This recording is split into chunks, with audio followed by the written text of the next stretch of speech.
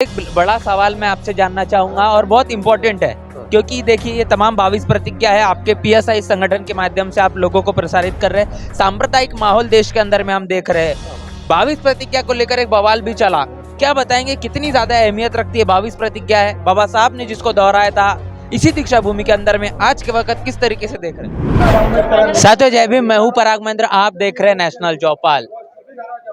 सम्राट अशोक विजयादशमी पूरे भारत और दुनिया के अंदर मनाई जाती है और इसके साथ साथ जो क्रांति की गई, जो एक वैचारिक क्रांति थी, जो धार्मिक क्रांति थी, जो सम्राट अशोक ने अपने समय के अंदर में की, उसके बाद में अगर पूरे देश के अंदर में सबसे बड़ी अगर क्रांति किसी ने की है तो विश्व रत्न डॉक्टर बाबा साहब अम्बेडकर, और उनके माध्यम से 14 अक्टूबर 1956 को आज नागपुर के दीक्षा भूमि के अंदर में हम खड़े हैं और इसी नागपुर के दीक्षा भूमि के अंदर में उस क्रांति को किया गया था। और हर वर्ष इस दिन को बड़े पैमाने पर बहुजन समाज मनाता है। देश नहीं तो पूरे दुनिया से लाखों की और करोड़ों की संख्या में लोग आते हैं और यहाँ पर तमाम तरीके से हिंदूवादी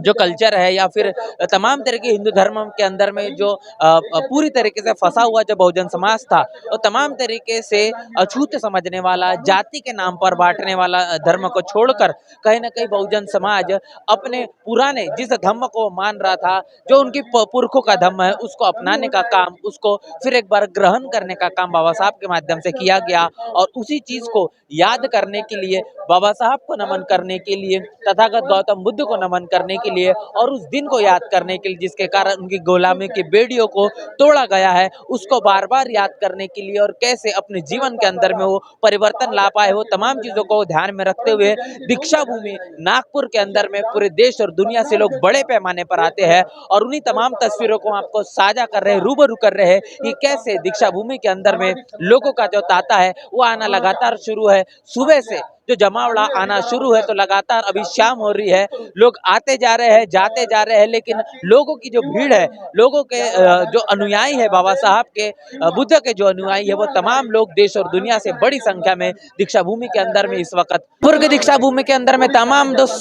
तस्वीर है वो आपसे लगातार साझा कर रहे हैं और बताने की कोशिश कर रहे हैं कि आखिर दीक्षा भूमि के अंदर में जो लोग आ रहे हैं, आखिर उनके मन मस्तिष्क के अंदर में क्या चल रहा है, क्यों इतने लोग इस दीक्षा भूमि के अंदर में हर वर्ष आते हैं, क्या इसके पीछे का एक बड़ा कारण है। इसके साथ साथ दीक्षा भूमि जिस चीज के लिए जाना जाता है कि यहाँ पर एक दिन के अंदर में लाखों नहीं तो करोड़ रुपए की किताब बिकती है, और इतना ही नहीं तो पूरे दुनिया के अंदर में एक वर्ल्ड रिकॉर्ड के तौर पर भी दीक्षा भूमि हर वर्ष यहाँ पर बनाता है। और इसी के साथ साथ आपको बता दूं कि ये स्टॉल आपको खास तौर पर दीक्षा भूमि के अंदर में आपको दिखाना चाहूंगा, तो तमाम तरीके से यहाँ पर आपको स्टॉल नजर आएंगे। फिर तथागत गौतम बुद्ध की मूर्ति की क्यों ना हो, बाबा साहब की मूर्ति की क्यों ना हो, तमाम तरीके की जो संगठनाएं है, जो सामाजिक संगठन है, राजनीतिक संगठन है, तमाम तरीके के संगठन के तमाम स्टॉल यहाँ पर लगे हुए। इस तरफ आप देखेंगे भंते जी भी आ रहे हैं, तमाम लोग हैं और उनसे तमाम जो स्टॉल यहाँ पर लगे गए सामाजिक संगठन है, आखिर उनके पीछे का क्या उद्देश्य है, क्यों उन्होंने यहाँ पर वो स्टॉल लगाया है, और इसी के साथ साथ इस स्टॉल को लगाने के बाद में क्या वो पॉम्पलेट्स के माध्यम से अपने तमाम तरीके से संगठन के किस तरीके से वो चला रहे हैं, उसके पीछे का क्या उद्देश्य है, उसके ध्यान में रखते हुए उनसे जानेंगे, समझेंगे, बातचीत करेंगे कि आखिर वो यहाँ पर क्यों मौजूद है और किस तरीके से वो संगठन चला रहे हैं। हम दीक्षा भूमि के अंदर मौजूद है, धम्म चक्र प्रवर्तन दिन है, लोग आ रहे हैं, संगठन आपका है, मैं देख पा रहा हूँ पीएसआई नाम है, क्या उद्देश्य है इसके पीछे का और क्यों ये संगठन आपने बनाया? ये संगठन बनाने का उद्देश्य है कि सभी संगठन के मदर संगठन होना चाहिए करके, कि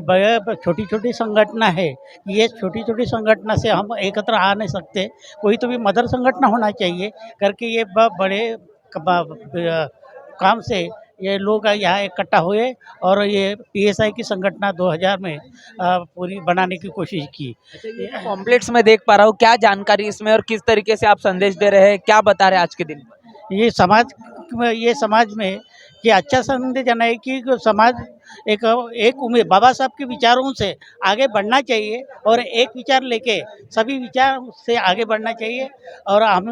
बाबा साहब के विचार से आगे कैसे लेके जाएंगे कि ये अलग अलग हुए हुए है हम, तो ये जगह कैसे आ सकते हैं कि ये योजना ये पीएसआई के माध्यम से करना चाहते हैं। तो यहाँ पर सर एक एक बड़ा सवाल मैं आपसे जानना चाहूंगा और बहुत इंपॉर्टेंट है, क्योंकि देखिए ये तमाम 22 प्रतिज्ञा है आपके पीएसआई संगठन के माध्यम से आप लोगों को प्रसारित कर रहे हैं। सांप्रदायिक माहौल देश के अंदर में हम देख रहे हैं। 22 प्रतिज्ञा को लेकर एक बवाल भी चला, क्या बताएंगे कितनी ज्यादा अहमियत रखती है 22 प्रतिज्ञा है? बाबा साहब ने जिसको दोहराया था इसी दीक्षा भूमि के अंदर में, आज के वक्त किस तरीके से देख रहे हैं? हाँ, तो बाबा साहब ने दिया हुआ 22 जो प्रतिज्ञा है जी। तो वो पूरी तरह से अमल में नहीं आ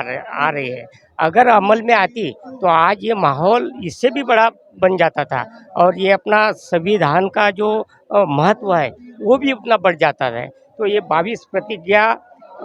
पूरी तरह से अमला में नहीं आने के वजह से ये सब जो अंधश्रद्धा है वो बढ़ रही है। अंधश्रद्धा और देव देवता का जो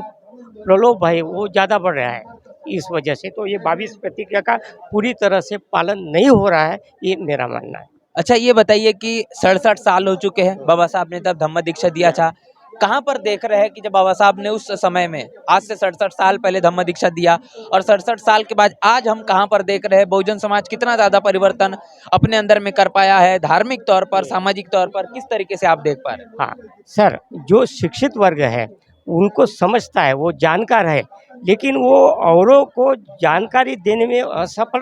हो रहा है, ऐसा मुझे लगता है। तो ये जरूरी बात है कि जो भी शिक्षित है वो बुद्धिजीवी बन के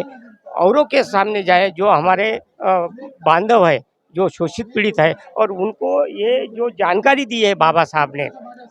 68 साल के पहले, तो उसके बारे में उनको मालूमात करें, उनके बारे में उनको अवगत करें। पढ़े लिखे लोगों की जिम्मेदारी है कि समाज को दिशा पढ़े लिखे जो लोगों की जिम्मेदारी है, उनका पवित्र कर्तव्य है कि वो आम जनता के तरफ जाए और उनको बाबा साहब ने जो भी बातें बताई वो सही तरीके से, सही ढंग से बताए। बाबा साहब एक बात अपने समय के अंदर में कहते हैं कि मुझे पढ़े लिखे लोगों ने धोखा दिया, तमाम तरीके से बातें लगातार हमको देखने को मिलती है। क्यों? इसके पीछे का कारण है कि हम देख पा रहे हैं कि बाबा साहब ने जिस तरीके से भारतीय संविधान दिया, तमाम हक अधिकार दिए, इसी के साथ साथ बौद्ध धम्म की दीक्षा दी, लेकिन खासतौर पर उनकी उम्मीद जो थी वो समाज के पढ़े लिखे लोगों से थी। वो चाहते थे कि इस देश का खासतौर पर जो बहुजन समाज है वो अपने दिशाहीन और साधनहीन समाज के तरफ जाए, बहुजन समाज के बीच में जाए और जो लोगों को दिशा नहीं है उनको दिशा देने का काम करे, जो समाज साधनहीन है उसको साधन निर्माण करने का काम करे, जिसके कारण बहुजन समाज अपना परिवर्तन कर सकता है। और वो जिम्मेदारी उन्होंने पढ़े लिखे लोगों को लेकर दी थी। बहुजन विचारधारा को घर घर तक पहुंचाने के लिए हमारे YouTube चैनल को सब्सक्राइब करें, लाइक करें, कमेंट करें, शेयर करें और बेल आइकन की घंटी दबाना ना भूलें।